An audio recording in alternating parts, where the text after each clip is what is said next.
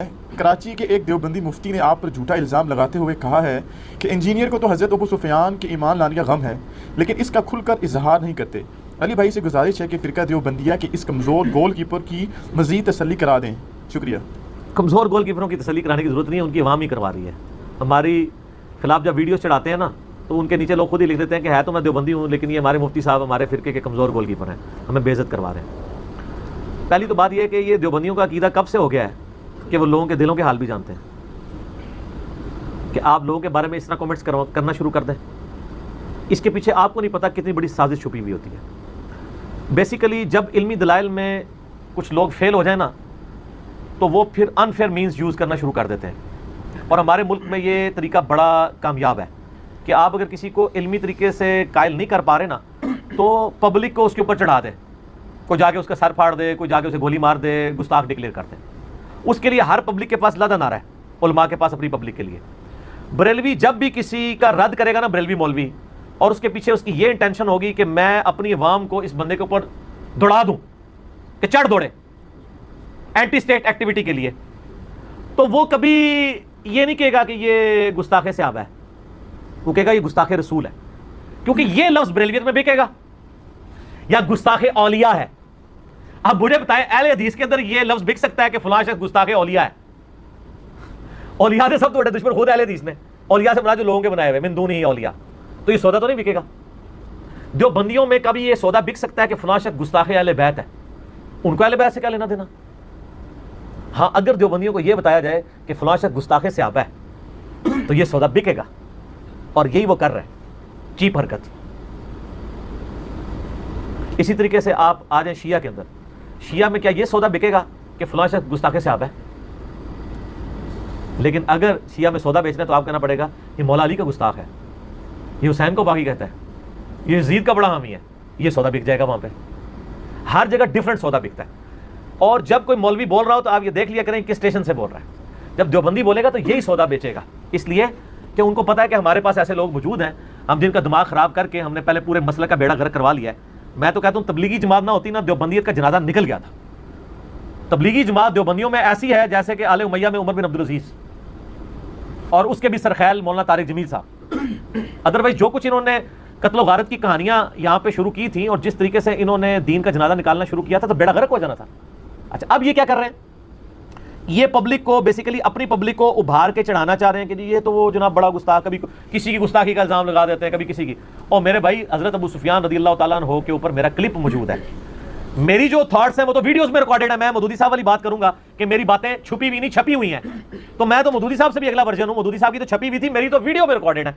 حضرت ابو سفیان کے اوپر میرا کلپ، چھوٹا سا کلپ ہے، وہ ہزاروں لوگوں نے دیکھا ہے۔ مجھ سے سوال کیا گیا تھا کہ حضرت ابو سفیان رضی اللہ تعالیٰ عنہ کا عموماً جب ذکر کیا جاتا ہے تو ان کے ساتھ حضرت نہیں بولا جاتا، ابو سفیان بولا جاتا ہے۔ تو اس کے جواب میں نے ایک بیٹر ٹروتھ بتایا تھا کہ چونکہ ان کی زندگی کا اکثر پیریڈ کفر میں گزرا ہے، تو جب ہم ان کی کفر کی زندگی کے واقعات ڈسکس کرتے ہیں تو حضرت کے ساتھ تو نہیں کر رہے ہوتے، نہ ہمارے ائمہ نے حضرت کے ساتھ کیے ہیں۔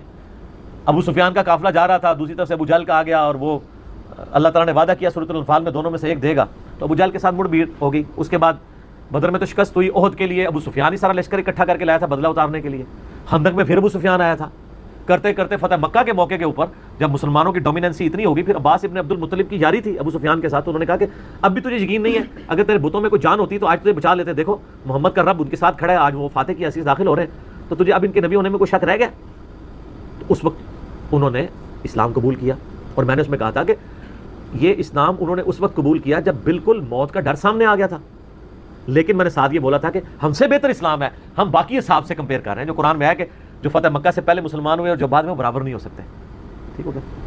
پھر نبی الاسلام نے ان کی دل جوئی کے لیے فرمایا کہ جو ابو سفیان کے گھر میں داخل ہو جائے وہ امن پا گیا۔ یہ صرف دل جوئی تھی، کیونکہ اس کے آگے یہ بھی الفاظ ہیں صحیح مسلم میں کہ جو اپنے گھر کے اندر رہے گا وہ بھی امن پا گیا۔ تو اگر مجھے یہ کہا جا رہا ہے کہ آپ اپنے گھر میں رہو تو امن میں، مجھے کیا ضرورت ہے کہ میں 2 کلومیٹر جناب گھوڑے پہ چل کے جا کے تو ابو سفیان کے گھر میں جا کے بنا لوں؟ جو اپنا دروازہ بند کر لے گا وہ امن میں ہے۔ ابو سفیان کا نام صرف اس لیے لیا کہ چونکہ وہ مکے کا سردار تھا، نبی الاسلام کو اس چیز کا احساس تھا کہ اس کی سرداری تو اب جاری ہے ہمیشہ کے لیے، تو اب ظاہر ہے کہ اس ایک جینس تو انسان میں ہوتے ہیں، تو اب اس کی دل جوئی کے لیے اسے کہا جاتا ہے مؤلفۃ القلوب، جن کی تلیف قلب کی جائے، یا طلقاء کا لفظ بھی بولا جاتا ہے، تو میں ان کو تلیف قلب کروں؟ سر یہ تو کچھ بھی نہیں ہے۔ صحیح مسلم میں آپ زکوٰۃ والا چیپٹر نکال کے دیکھیں، اوپر تلے 8-10 احادیث آپ کو غزوہ حنین والی ملیں گی۔ غزوہ حنین فتح مکہ کے بعد ایک جہاد ہوا ہے جو آخری جنگ تھی جو عرب کے لوگوں کے ساتھ ہوئی، اس کے بعد تو پھر رومن اور پرشین امپائر پہ مسلمان چڑھے ہیں۔ غزوہ حنین کے موقع پر قبیلہ حوازن کے ساتھ جب جنگ ہوئی، اس دوران نبی علیہ السلام کے ہاتھوں ہزاروں مویشی آئے، تو آپ نے 100 اونٹ ابو سفیان کو دیے۔ 100 اونٹ آج کا بھی سر کروڑوں روپیہ بنتا ہے، 2.5-3 لاکھ روپے کا بھی باٹھا سا لگائے ہیں تو 2.5-3 کروڑ تو بن گیا نا۔ اچھا 100 اونٹ صفوان کو دے دیے۔ صفوان کون؟ حضرت بلال حبشی کا جو آقا تھا، جو ان پہ ظلم کرتا تھا، اس کا بیٹا صفوان بن امیہ۔ اس طرح اور لوگوں کو 100 اونٹ دیے۔ تو اب جو انصار مدینہ تھے ان میں کچھ نوجوان تھے جو تیز طبیعت کے تھے، ان کا دیکھو اس شخص کے اوپر اپنے قبیلے کی محبت غالب آ گئی ہے، ابھی تو ہماری تلواروں سے قریش کا خون بھی خشک نہیں ہوا، یعنی ہم نے نبی کی خاطر قریش مکہ کے ساتھ اتنی جنگیں لڑی ہیں، اور یہ جو لوگ اب مسلمان ہوئے ہیں ان کے باپ دادا کے خون تو ہماری تلواروں کے ساتھ لگے ہوئے ہیں، تو یہ مال غنیمت تو ہمیں ملنا چاہیے تھا، انہیں بھی بانٹ رہے ہیں۔ لاجیکلی ان کا اعتراض بالکل درست تھا، لیکن اسلامکلی غلط تھا، کیونکہ نبی علیہ السلام کو تو اللہ کی تائید ہے۔ قرآن میں ہے وما آتاکم الرسول فخذوہ، جو نبی دیں وہ لے لو، جو نہ دیں جس سے روک دیں رک جاؤ۔ یہ مال غنیمت کے بارے میں قرآن میں ہے نا، ویسے آپ اس کو جنرلائز بھی کر سکتے ہیں۔ تو نبی علیہ السلام پہ اسی وقت وحی نازل ہوئی، صحیح مسلم کے الفاظ ہیں۔ آپ علیہ السلام نے انصار مدینہ کو بلا لیا، ان کے سینئر لوگ بھی آ گئے، فرمایا تم لوگوں نے یہ بات کی ہے؟ انہوں نے کہا یا رسول اللہ، یہ ہمارے کچھ تیز طبیعت کے لوگ ہیں، انہوں نے یہ بات کی ہے، مجھے اللہ نے وحی کے ذریعے بتا دیا۔ تو آپ علیہ السلام نے فرمایا کہ کیا تم اس بات پہ راضی نہیں ہو کہ یہ دنیا کا مال لے جائیں اور تم اللہ کے رسول کو لے جاؤ؟ ہائے ہائے ہائے ہائے۔ پھر آپ نے فرمایا بعض اوقات میں جس سے محبت کرتا ہوں اسے کچھ نہیں دیتا ہوں، اور جن کا مجھے ڈر ہوتا ہے یہ کفر میں ہی نہ رہ جائیں یا کفر میں ہی پکے نہ ہو جائیں، اسلام میں پکے نہ ہوں، میں ان کو زیادہ دیتا ہوں تاکہ ان کا دل اسلام کی طرف مائل ہو جائے۔ تو یہ حضرت ابو سفیان کی گستاخی کون کر رہا ہے؟ نبی علیہ السلام۔ یہ تو یہی کہیں گے نا کہ نبی اسلام کے دل میں کچھ تھا، ان کو خوشی نہیں ہوئی تھی ایمان لانے کی۔ واٹ نان سینس آپ یہ باتیں کر رہے ہیں۔ چلے کرنے کی برکت ہوتی ہے، پھر ان کو اور کھول کے بیان کرتے ہیں، میں اور بھی بہت کچھ کھولوں گا، لیکن میں بس اتنا کرتا ہوں کم از کم آپ لوگوں تک بات پہنچے۔ تو پھر آپ علیہ السلام نے فرمایا کہ اگر پوری دنیا ایک گھاٹی میں چلے اور انصار دوسری میں انصار کے ساتھ ہوں گا، میرا جینا اور مرنا انصار کے ساتھ ہے، اور میں یہاں مکے میں نہیں رہوں گا، میں واپس انصار کے ساتھ جاؤں گا، ٹھیک ہے؟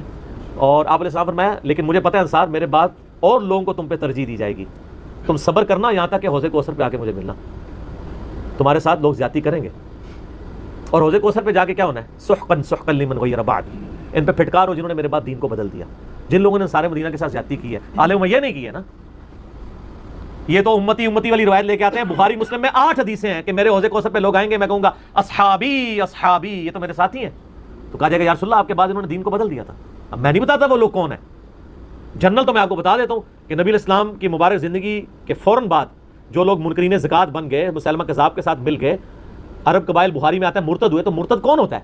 جو نبی کی زندگی میں مومن ہو، اور جو نبی کی زندگی میں مومن ہو وہ کون ہوتا ہے؟ صحابی ہوتا ہے، قانوناً وہ صحابی تھے، لیکن بعد میں پھر اہل سنت کے یہاں ڈیفینیشن وہ کہتے ہیں نہیں صحابی اس طرح نہیں ہوتا، کچھ عرصہ رہا بھی رہو، پھر مرتے دم تک ایمان میں بھی قائم رہے، پھر یہ ہو، لیکن سر یہ تو بعد کی ڈیفینیشن ہے، جب وہ ہوا تھا اس وقت تو صحابی بن گیا تھا نا، بعد میں مرتد ہوا نا، اس وقت تو ڈیفینیشن میں آ گیا، اور وہی اصحابی اصحابی۔ اچھا تو آپ علیہ السلام نے فرمایا کہ تم اللہ کے رسول کو لے جاؤ، تو انہوں نے کہا یا رسول اللہ واللہ ہم اللہ کے رسول کے اوپر خوش ہیں، ہمیں مال نہیں چاہیے، اور اللہ اور اس کا رسول ہمارا عذر قبول کر لیں۔ تو آپ فرمایا اللہ اور اس کا رسول تمہارا عذر قبول کرتے ہیں، یہ تم نے جو کچھ بات کی تھی وہ عذر ہم قبول کرتے ہیں۔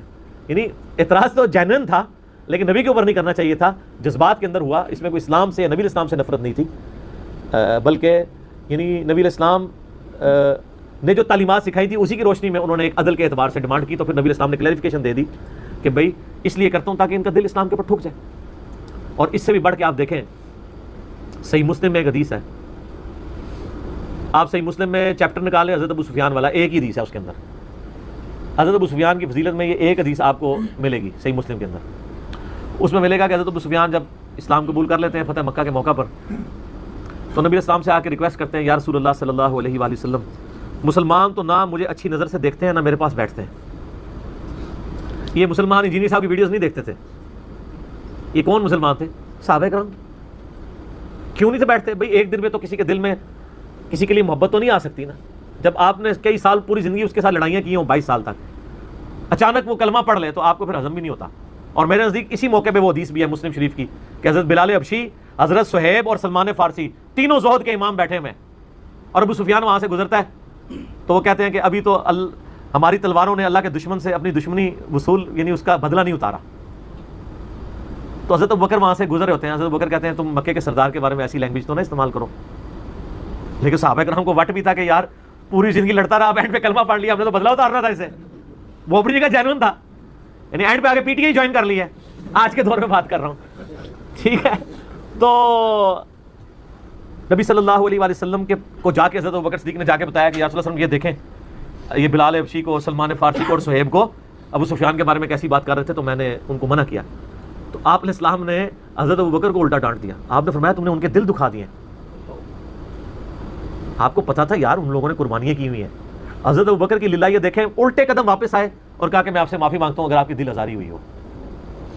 ہائے ہائے ہائے, یہ بالکل فٹ ان بیٹھتی ہے مسلم شریف کی والی حدیث دوسری حدیث میں. اچھا, اس مسلم شریف کی حدیث میں آتا ہے نہ مسلمان میرے پاس بیٹھتے ہیں, نہ میری اچھی نظر سے مجھے دیکھتے ہیں. تو یا رسول اللہ علیہ وسلم میری کچھ خواہشات اگر آپ پوری کر دیں. آپ ہمیں بتاؤ کہ یا رسول اللہ علیہ وسلم میری بیٹی ہے ام حبیبہ, اگر آپ اس کو اپنے نکاح میں لے لیں, میرا آپ کے ساتھ ایک رشتہ قائم ہو جائے, مسلمان مجھے رسپیکٹ دینا شروع کر دیں گے. اور یہ میرا بیٹا ہے معاویہ, اس کو آپ اپنا نائب منشی رکھ لیں, یہ کاتب ہے, آپ کے لیے خط و کتابت کر دیا کرے گا. تو آپ فرمایا ٹھیک ہے, نام مختصر جواب دیا. اور تیسرا, مجھے کسی جہادی لشکر میں بھیج دیں کہ پہلے تو میں اسلام کے خلاف لڑتا رہا, میں اسلام کے لیے بھی لڑ لوں. آپ فرمایا اچھا. یہ حدیث ختم نہیں ہوتی. وہ راوی کہتا ہے حدیث کا, ابو زمائل ابن عباس کا شاگرد, وہ کہتا ہے کہ نبی علیہ السلام کی عادت تھی کہ آپ نہ نہیں کسی کو کیا کرتے تھے. اگر ابو سفیان خود سے نبی علیہ السلام کو یہ ریکویسٹ نہ کرتا تو آپ کبھی بھی یہ تینوں خواہشات اس کی پوری نہ کرتے. لیکن اس نے خود آ کے ریکویسٹ کی تو آپ علیہ السلام نے اس کو شفقت فرمائی کہ چلو یہ ٹھیک ہے. یہ وہ کاتب وحی کہتے ہیں جی, وہ وحی نازل ہوئی اور وہ اللہ کی وحی کے ذریعے نبی علیہ السلام نے کاتب وحی لگایا. یہ کاتب وحی اس طرح لگے ہوئے ہیں ایک سفارش کے ساتھ ابو سفیان کی, وہ بھی تالیف قلب کے لیے, اور اس میں بھی کاتب کے الفاظ ہیں. کاتب وحی والی حدیثیں لادس ہیں, وہ بھی ٹھیک ہیں, لیکن وہ پھر اس کے ساتھ اور بہت کچھ جڑا ہوا ہے, وہ بہت تلخ ہے, آپ متحمل نہیں ہیں. اس کے لیے آپ میرا ایک کلپ دیکھ لیں, حضرت معاویہ رضی اللہ تعالیٰ عنہ کاتب وحی, تو میں نے اس میں سارے حقائق کھول کے بیان کیے ہیں. اس کو اسی جگہ پہ کنکلوڈ کرتے ہیں. ٹھیک ہو گیا. علی بھائی اگلا سوال ہے, کراچی کے ایک مفتی نے ایک لکھی ہوئی پرچی پڑھی جس پر آپ پر یہ الزام لگایا کہ آپ کا موقف ہے کہ اگر کوئی قبر کے سوالات کے صحیح جوابات بھی دے دے تو بھی فرشتے اس مسلمان کو پیٹتے ہیں. استغفر اللہ. کیا دیکھ لو خود علم کیوں نہیں حاصل کیا؟ کیا تو نے خود علم کیوں نہیں حاصل کیا؟ حالانکہ آپ نے یہ بات صحیح بخاری سے جوابات نہ دینے والے کے بارے میں بیان فرمائی تھی. یہ علماء اللہ سے ڈرتے نہیں ہیں کیا؟ سستی شہرت کے لیے جھوٹ تک بول جاتے ہیں. جھوٹ تو بہت چھوٹی چیز ہے, یہ تو بہتان بھی لگا دیتے ہیں کسی کے اوپر, اور اس کی وہ پلی لیتے ہیں صحیح بخاری مسلم کی حدیث کی کہ جنگ دھوکے کا نام ہے, اور وہ یہ سمجھ ہوتے ہیں ہمارے ساتھ ان کی جنگ ہے. ہمارے ساتھ کسی کی کوئی جنگ نہیں ہے, آپ ہمارے بھائی ہیں, ہم آپ کے پیچھے نمازیں پڑھتے ہیں, آپ کی مسجدوں میں چندے دیتے ہیں. ٹھیک ہے, آپ لوگوں کو تو توفیق نہیں ہوگی کہ ایک فرقے کا دوسرے کے فرقے میں چندہ دے جائے. ٹھیک ہے, تو یہ سب کچھ جو ہے نا وہ اپنے فرقے کی بچاؤ مہم. اور یہ دیکھ لیں یہ کلپ جو اس نے چڑھایا, اس میں اس نے ایک لفظ استعمال کیا ہے میرے بارے میں, میں نے کلپ دیکھا کہ باولا ہوا ہے. تو باولا کہتے ہیں پاگل کو, عموماً ہم تو کتے کے لیے یہ ٹرم استعمال کرتے ہیں, کراچی میں ہو سکتا ہے ویسے بھی پاگل کے لیے استعمال ہوتی ہو, اور ظاہر ہے یہ ٹرم استعمال کرنا کوئی مسئلہ نہیں ہے کیونکہ ان کے بزرگ بھی یہی ٹرم استعمال کرتے تھے. انہوں نے اعلیٰ حضرت کو کہا ہے المفند, المحند علی المفند, ہند کی تلوار ایک سٹھیائے ہوئے بابے کے اوپر. تو ان کے بزرگوں کا تقیہ کلام ہے کسی کو باولا کہنا. ویسے کہتے ہیں ہماری میٹھی زبان ہے, اعلیٰ حضرت کو انہوں نے المفند کہا ہے. ٹھیک ہے نا, تو اور اس میں جو کچھ لکھا ہے ماشاء اللہ کہ بھی احمد بریلی ان کی پوری جماعت ایک شیطانی لشکر ہے جو ہم پہ حملہ آور ہو گیا. ٹھیک ہے, تو ان کی زبان ہے تو وہ کہتے ہیں. اس کلپ کے لیے اتنا ہی کافی ہے. اس کلپ کے نیچے مفتی صاحب کو جو ان کے اپنے لوگوں نے نیچے جواب دے دیا نا کہ آپ خدا کے لیے پرچیاں پڑھنے سے پہلے نا کلپ بھی دیکھ لیا کریں کہ علی بھائی نے بات کیا کی ہوئی ہے. آپ لوگوں کی ہنسی یہ بتا رہی ہے کہ کوئی پاگل آدمی ہوگا جو یہ بات کرے گا کہ سوالوں کے جو جواب بھی دے دے اس کی بھی پھینٹی لگے گی. مجھے پھینٹی لگوانے کا شوق ہے, میں نے کیوں یہ بات کرنی ہے؟ وہ تو بات ہی بالکل ڈفرینٹ ہے. وہ میں نے صحیح بخاری سے بڑی مشہور حدیث ہے, میرے ایک یوٹیوب پہ کلپ ہے بہت وائرل ہوا ہے, قبر کے 4 سوال, 3 نہیں 4, 3 تو سوال ہے نا اور چوتھا اس کی جان ہے. وہ صحیح بخاری میں بھی حدیث موجود ہے اور ابو داؤد کے اندر بھی موجود ہے. دونوں کو ملا کے میں وہ آپ کو بیان کرتا ہوں. بخاری شریف میں جو 1374 نمبر حدیث ہے انٹرنیشنل نمبر کے مطابق کتاب الجنائز چیپٹر میں, اس میں آتا ہے کہ جب منافق شخص سوالات کے جوابات نہیں دے پاتا, منافق سے مراد آپ انہیں سے نہیں کہ منافقین مدینہ, مراد یہ کہ جو مسلمانوں میں سے بھی ہے, تو وہ سوال کے جوابات میں کہتا ہے لا ادری لا ادری, مجھے کچھ پتہ نہیں, مجھے کچھ پتہ نہیں. ٹھیک ہے, اور وہ اینڈ پہ یہ کہتا ہے کہ جی میں تو وہی کہتا تھا جو لوگ کہا کرتے تھے. یعنی میں سنا کے اگر میں قادیانیوں گھر پیدا ہوا تھا تو میں قادیانی تھا, میں نے کبھی کوشش نہیں کی. تو فرشتے اسے کہتے ہیں لا دریتا ولا تلیتا، اس کے دو ترجمے کیے گئے. تو نے خود سمجھنے کی کوشش اور خود چلنے کی کوشش کیوں نہیں کی حق کے راستے کو فالو کرنے کی. اور ایک ترجمہ یہ بھی بنتا ہے کہ تو نے خود سمجھنے کی اور جو لوگ سمجھ کے راستے پہ چل رہے تھے ان کو فالو کرنے کی کوشش کیوں نہیں کی. دونوں ترجمے بجا کے وقت درست ہیں. بل دیوبندیوں نے یہ ترجمہ کیا کہ تو نے خود سمجھنے کی اور حق کو فالو کرنے کی کوشش کیوں نہیں کی، کیونکہ یہ جو تلاوت فالو کرنے کو بھی کہہ رہے ہوتے ہیں نا، تلیتا کا لفظ بھی ہے. تو اس پہ یعنی میں نے اس کے بارے میں کہا تھا جس نے خود سمجھنے کی کوشش نہیں کی اس کو پھینٹی لگے گی. اس میں آگے الفاظ ہیں کہ پھر اسے فرشتے ایک ہتھوڑا مارتے ہیں اور اس کی چیخ و پکار جن و انس کے علاوہ تمام مخلوقات سنتی ہیں، اگر وہ سن لیں تو وہ بے ہوش ہو جائیں لوگ. اور ابو داؤد میں حدیث ہے کہ اس سے پہلا سوال ہوتا ہے من ربو کا، وہ کہتا ہے ربی اللہ جو مومن ہے. ما دینوں کا، وہ کہتا ہے دین الاسلام. پھر اس سے نبی الاسلام کے بارے میں پوچھا جاتا ہے کہ ما کنت تقول فی حق ھذا الرجل، اس مرد کے بارے میں تیرا کیا عقیدہ ہے. الذی بعث فیکم، جس کو تم میں مبعوث کیا گیا تھا تم میں. تو وہ کہتا ہے ہوا محمد رسول اللہ، وہ تو اللہ کے رسول محمد تھے. وہ بریلوی کہتے ہیں نا کہ نبی السلام قبر میں آ جاتے ہیں اور دیوبندی کہتے ہیں آپ کی شکل دکھائی جاتی ہے. دونوں ہی غلط کہتے ہیں. وہ کہتے ہیں پھر مجھے اس مرد کے بارے میں، اس میں الفاظ ہے الذی بعث فیکم، اس مرد کے بارے میں پوچھ رہے ہیں جو تم میں آیا تھا. اگر وہ سامنے موجود ہوتے تو جواب پتہ کیا کہتا؟ وہ کہتا ھذا محمد رسول اللہ، وہ کہتا ہے ہوا محمد رسول اللہ. تھرڈ پرسن میں بات کر رہا ہے، وہ تو محمد رسول اللہ تھے. یہاں ہوتا تو کہتے یہ ہے ھذا، وہ کہتے ہیں ھذا کا سیگا تو ھذا کا جواب بھی تو آگے دیکھیں. وہ عربی اسلوب ہے. الذی بعث فیکم، جس طرح کہ صحیح بخاری میں آتا ہے جب عبداللہ بن عمر نے یزید کی بیعت کر لی تھی تو انہوں نے کہا کہ میں نے ھذا الرجل کی بیعت کی ہے جو شام میں بیٹھا. حالانکہ وہ خود مدینے میں تھے، وہ شام کو ھذا کہہ رہے تھے 40 دن کی مسافت پہ.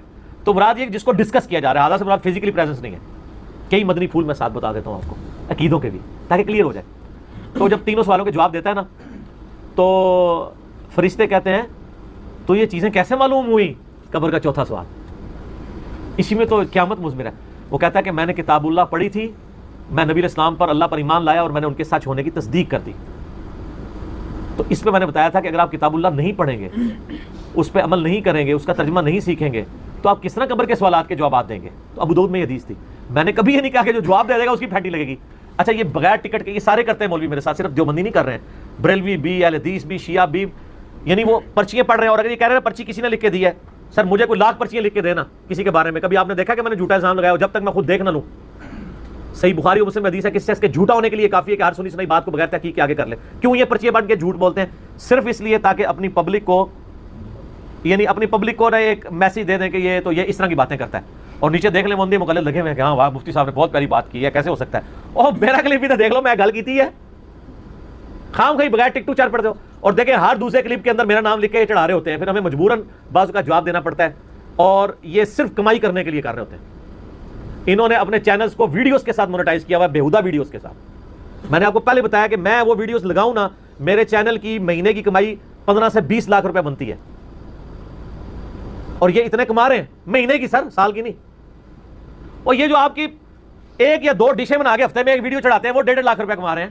ان کی تو ویورشپ جو ہے وہ ہفتے میں بمشکل 2 لاکھ ہوتی ہے. ہماری اللہ کے فضل سے روزانہ کی 2 لاکھ سے زیادہ ویورشپ ہے، 70-80 لاکھ مہینے کی بنتی ہے. تو آپ ذرا اس کو کیلکولیٹ کریں. ان لوگوں نے وہ مونیٹائز کیے ہوئے چینل، بیہودہ عورتوں کے اشتہار لگے. اور مجھے دکھ ہوا مولانا طارق جمیل صاحب کو بیچاروں کو تو نہیں پتا ہوگا، ان کے چینل کے اوپر بھی وہ سارے بیہودہ اشتہار چل رہے ہیں. پاکستان میں بیہودگی ان کی نہیں دیکھی جا رہی، باہر کے ملکوں میں کیا چل رہے ہوں گے. ویڈیو اشتہار کا مطلب ہے کہ بلیڈ کا اشتہار بھی آئے گا نا، اس میں بھی عورت ٹپکی ہوگی. حالانکہ بلیڈ کا عورت کے ساتھ کیا لینا دینا، شیو تو مرد نے کرنی ہے، صرف بیہودگی پھیلانے کے لیے. ویڈیو اشتہار میں یہ فتنہ چھپا ہوا ہے کہ اس میں عورت ضرور آئے گی اور یہ سارے کے سارے فتنے. تو یہ ان چکروں میں اس طرح کے جھوٹے الزام لگاتے ہیں. میں ان کو بس یہی کہوں گا لعنت اللہ علی الکاذبین. جو بھی جھوٹ بول رہا ہے، اگر میں جھوٹ بول رہا ہوں میں لعنت کا مستحق ہوں، اگر یہ بول رہے ہیں تو یہ لعنت کے مستحق ہے. اللہ سے خوف کھائیں اور دیکھا کریں کہ یہ بات میں نے کہی ہے. اگر آپ کو ٹائم ملے تھوڑا سا علم بھی حاصل کریں اور آپ جو ہے نا وہ یوٹیوب کے اوپر جا کے لکھیں قبر کے 4 سوال، ٹھیک ہے نا، تو وہ آپ کو پتہ چل جائے گا. پہلے بھی ہم نے کئی ویڈیوز کے ذریعے ان کے اپنے کنٹراڈکشنز واضح کی ہیں. آپ نے ہمارا ایک کلپ دیکھا ہوگا جو استواء علی العرش کے حوالے سے انہوں نے ایک عقیدہ جو ہے وہ پہلے المہند کا اس کا ڈیفینڈ کیا. جب میری ویڈیو آئی تو پھر بیک فوٹ پہ چلے گئے، پھر کہنے لگے نہیں میرا تو شروع سے یہ عقیدہ تھا، المہند والا عقیدہ تو میں مانتا ہی نہیں تھا. ٹھیک ہے نا. تو وہ اس طریقے سے ان یہ معاملات لے کے چل رہے ہوتے ہیں. اور باقی جو کچھ اس طرح کی حرکتیں کرتے ہیں چیف تو کرتے رہے، اس سے سچائی کی آواز تو نہیں دبے گی. ان کو خود ہی نقصان اٹھانا پڑے گا. ہمیں بہت فائدہ ہو رہا ہے، یہ مزید ایڈورٹائزمنٹ کر رہے ہیں جھوٹ بول کے. سب سے زیادہ فائدہ ہمیں اسی وقت ہوتا ہے جب ہم پہ جھوٹا الزام لگے تاکہ ہم کلیریفیکیشن دیں. ٹھیک ہو گیا.